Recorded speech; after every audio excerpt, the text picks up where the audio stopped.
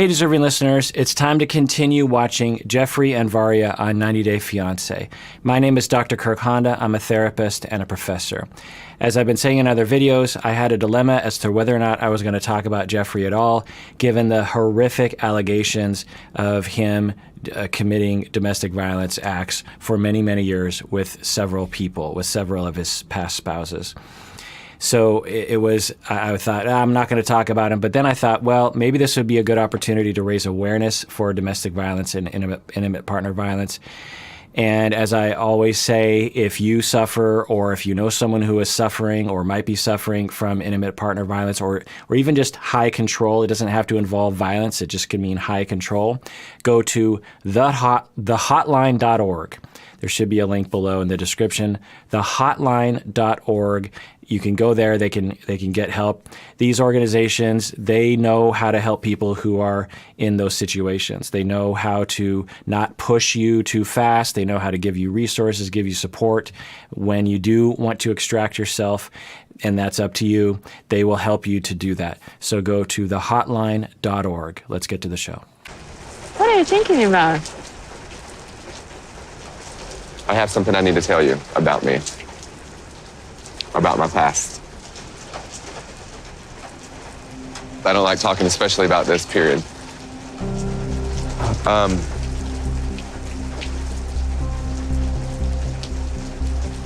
actually, I went to prison. So a lot of you watching this show might hate him and think that he's a horrible person. I don't know. That's the vibe I get from the internet. Having said that, if there are a lot of people who have gone to prison for one reason or another, paid their debt to society, and have been released and are good citizens and yet have tremendous stigma upon them for having been incarcerated in the past. Not only socially stigmatized and rejected, but occupationally. Oftentimes, traumas is what lead to the behavior that lead to incarceration, and then upon being released, they're even more traumatized by society by the way we treat them. Separate from your feelings about Geoffrey in particular, I think we all can think outside the box a little bit when it comes to incarceration, that it doesn't automatically mean that they're going to hurt you, that they're scary, that they're going to commit a crime, and that everyone deserves a chance. I actually I went to prison for a while, for a couple of years, for selling drugs. I needed to tell you before we got too deep into this. You just met my mom. We are in a deep relationship. We were poor growing up. We were really poor. Easy money. Easy money. I still can't understand that. My cousin died from that stuff. He was only 28 years old. The mother, she was inconsolable. So it does bring up a good point that when you are selling drugs illegally, you might be participating in people's problems and also in their problem use and also in the death of people. It is a very valid thing to bring up. And for some of you out there, you believe that Geoffrey is a sociopath, as they say on the internet. In the clinical world, we tend to use the words psychopathy or psychopathic personality disorder or antisocial personality. And when you suffer from those personality disorders, you have a less regard for humans and their troubles. You have less empathy, you care less, and you might even like to exploit other people. It actually gives you some pleasure to exploit others for your own gain. And one could imagine that psychopaths would be attracted to drug dealing because of that. Also, psychopaths will be attracted to things where they like to game the system. The general profile of a psychopath is kind of like a con artist. They tend to like to work different angles, and they like to cut corners. They typically don't like to do things in a very orderly, conscientious way. Like, they don't typically get a job and work at it and work their way up the ladder in a very ethical way. They usually like to scheme their way through life. And dealing drugs kind of lends itself to that. Having said that, I don't know the research on the percentage of illicit drug dealers who would be diagnosable with psychopathy or antisocial. I don't know. But it does bring up an interesting question. Also, it's quite a shock for someone in Varya's position. It's just like, whoa. And it brings up this other question of, when do you bring that sort of thing up? As Geoffrey, when do you bring it up? Do you bring it up on date number 1? Do you bring it up on this point? Do you bring it up at some point in between? Do you bring it up later? Do you never bring it up? It's an interesting question that I don't really know the answer to. I think it's pretty easy to criticize Geoffrey and say, well, you should have told her earlier. Well, okay, according to your opinion, if that is your opinion. But we also wouldn't say it's not something you have to tell someone on date 1, right? So where is that point? And for you out there who have things that you're ashamed of in your past, when did you reveal it, or did you ever reveal it to your spouse? In the moment when I was doing it, I didn't see that type of thing. It's after the fact, and you can look back.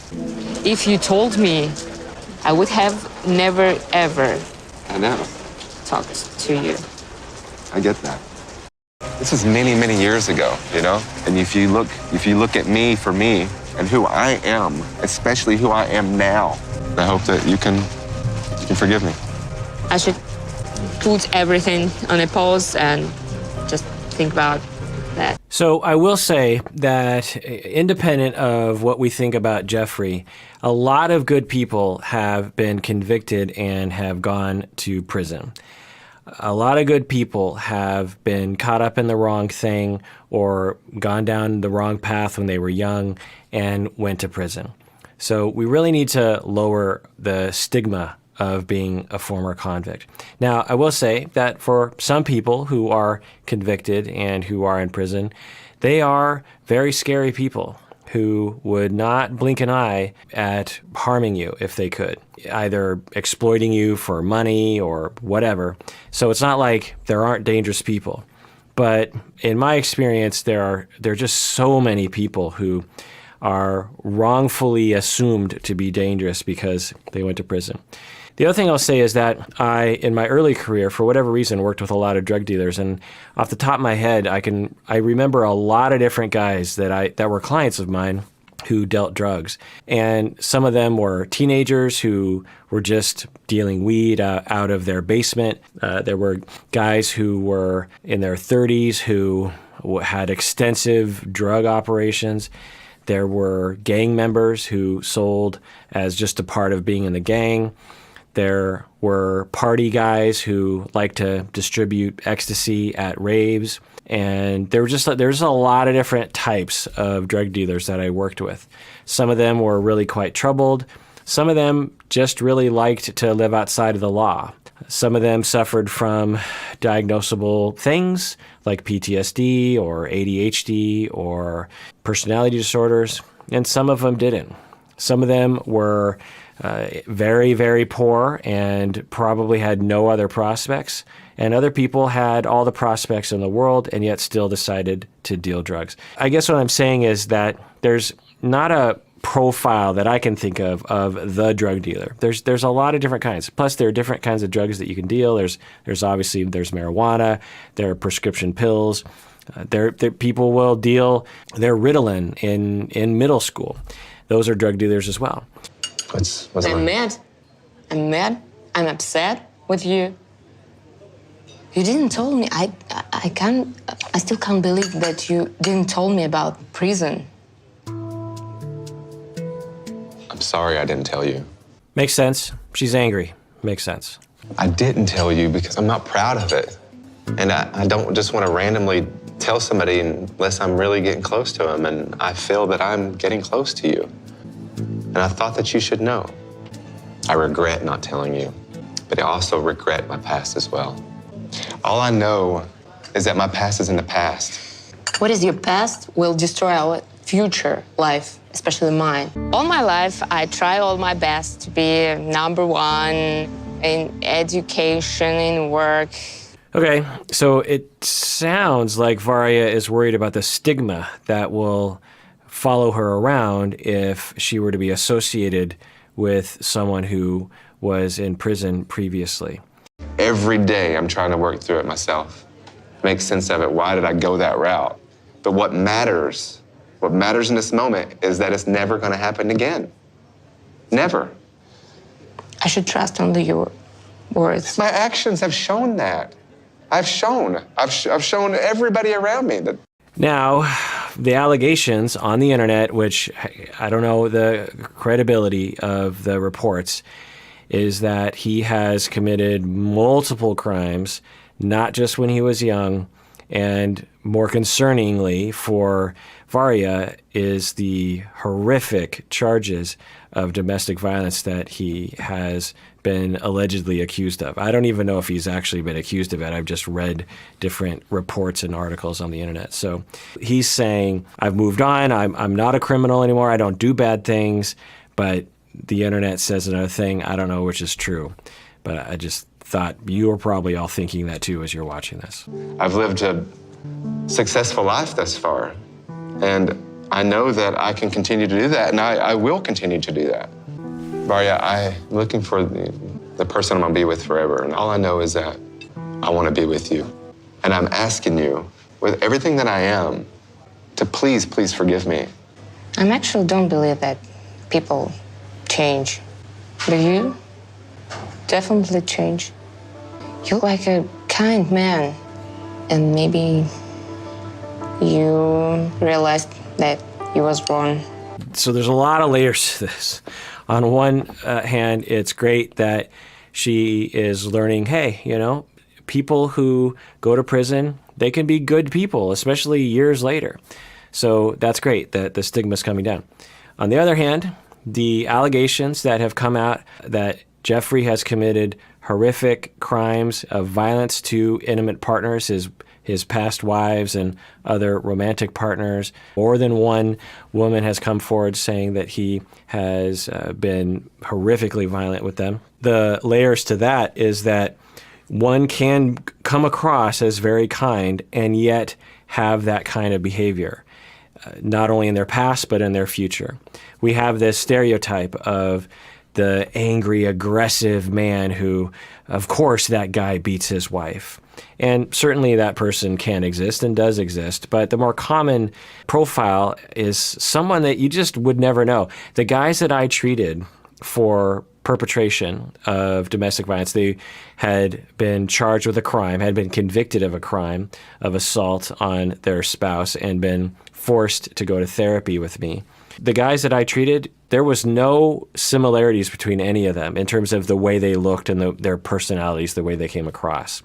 Aside from the fact that all of them had been massively traumatized, usually by violence when they were growing up, and abandonment sometimes as well. And they had extremely sexist ideas and entitlement notions of it's okay to put hands on people when you're upset with them. So they had those things in common. But aside from that, some of them were professionals, some of them were not. Some of them talked a lot, some of them were shy. Some of them were super charming and a guy that you would want to hang out with, and some of them weren't. And so they were just a wide variety of guys. And so that's another layer here that is interesting. I believe that he has grown as a person. And I'm willing to forgive him because I do believe that he's an honest man. So I'm gonna try to move forward with Geoffrey. Normally, I'd be giving 2 thumbs up and I'd be like, good job, Varya, great. You know, he apologized sincerely. She gave it some thought and she forgave him and is willing to move forward and see if this is going to work out. Normally I'd say that, but I don't know if I can, given what we know outside of the show about Geoffrey's potential alleged past. I got mixed up with a bad crowd, started selling drugs, and I went to prison. Он сел в тюрьму. И нафига нам эта сказка? Я вот чуяла, что там делать нечего. Должны думать, что ты уедешь в Америку, будешь жить неизвестно с кем, зачем, почему. Я вот этого и боялась вообще-то. So, yeah, as a mother, you're going to be concerned about that. You were already concerned about your daughter going halfway across the world. One, because you worry about her, and two, because you're going to miss her. And three, now, who is this guy? It makes sense that she would be upset. I don't speak Russian, so I have no idea what they're talking about, but I can tell that, they are not happy. Тоже русская поговорка, люди не меняются. He said, people don't change. Я против, чтобы ты уезжала в эту Америку. Вот сиди дома рядом со мной, и все. I don't know about Russian culture, but I do know enough about American culture to know that we have a particularly optimistic view about change, that anyone can change, that you can grow up poor and you could be president of the United States. You could go the opposite direction. And I know enough that Americans have a particular point of view on that. I don't know if Russians have a different point of view. I don't know. But maybe we're seeing some of that difference there. I have a feeling this isn't good stuff. Мам, просто я хочу тебя как-то успокоить, дать понять, что он за человек, чтобы ты по минимуму переживала. Как мы можем по минимуму переживать, если, с преступником? I think it's reasonable that the brother and the mother are not adjusting very quickly. Hey, we have the same color shirt, or similar. And similar to Varya, when she first heard, it took her a day to come around to it. And for these two, I'm guessing if they are going to come around to it, it's probably going to take some time, that they're not going to adjust right now. В прошлом. Не факт. All right, well, that does it for that episode of Psychology in Seattle. If you haven't already, subscribe below. That'd be cool. And please take care of yourself because you deserve it. You really, really do.